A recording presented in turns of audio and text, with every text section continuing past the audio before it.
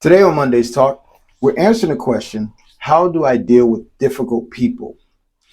In our world, obviously, many people experience encounters with difficult people.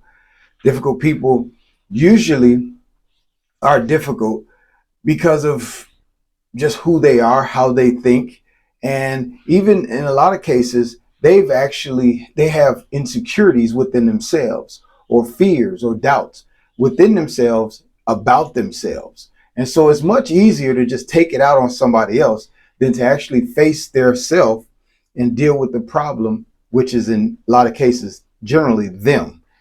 But since we deal with these topics from a practical and spiritual standpoint, we're going to be coming from First Samuel uh, and Second Samuel, which are actually books of the Bible.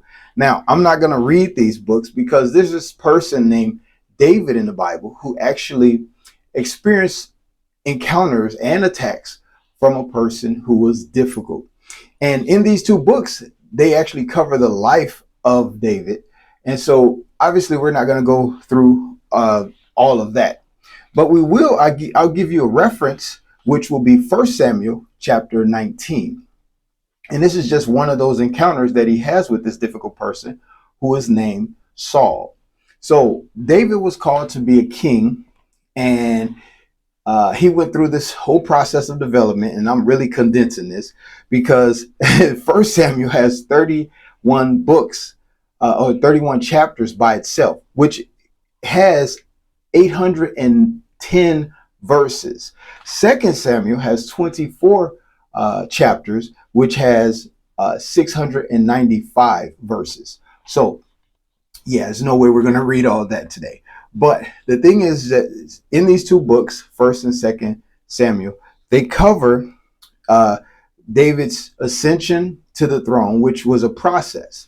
And he went through many different challenges, and obstacles. But one of his most noted challenges was this man named Saul. And generally it was because Saul was jealous and he really became an immoral person. No time to go into the whole story of Saul, but there's three things that we'll learn from David's life in his process of going towards what God has called him to. There's three different things that we'll learn from this, and we always apply these from a practical as well as spiritual standpoint. So just in concept, so you understand, the three things David did from a spiritual standpoint is, number one, he trusted God to fulfill his purpose, irregardless of the challenges and even the threats and attempts to destroy him by Saul. Irregardless of all that, he still trusted God. The second thing is that he did not destroy his attacker. He had multiple opportunities to take out his attacker, and he still did not destroy his attacker, respecting the fact that he was a king. David was respecting the fact that Saul was a king. And even though God had at this point rejected Saul because of his immoral and just his own prideful ways, David still respected out of memory of who Saul was as a king. And so he still respected him and didn't destroy him. And then the third thing that David did is that he stayed committed to moral purposes, moral principles, and commitments. The example is Saul had a son, and his son and David became very close. They were real good friends. So David actually promised his son, Saul's son, that he would not destroy him after he became king. And he honored that. He respected that. Well, he really meant to respect that. But because of Saul's pride, long story short, him and his son was, destroyed. So, of course, these are things that you could go and kind of look up yourself.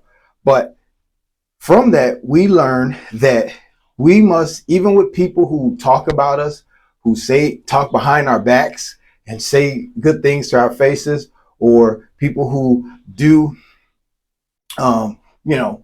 things towards us or say evil things towards us, out of their own insecurities or their doubts of who they are as a person or who they are in their calling or purpose.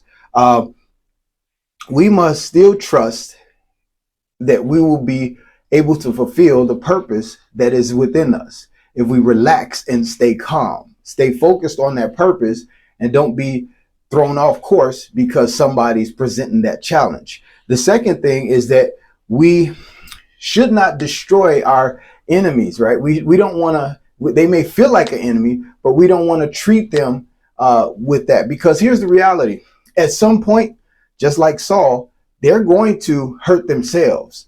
You reap what you sow. So when you put it out there, life's just, like a circle. It just comes right back around. And a lot of times it comes back greater.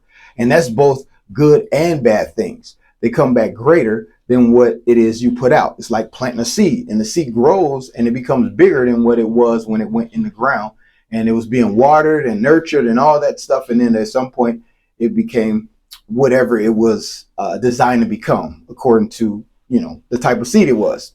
And, so we shouldn't go after people intentionally.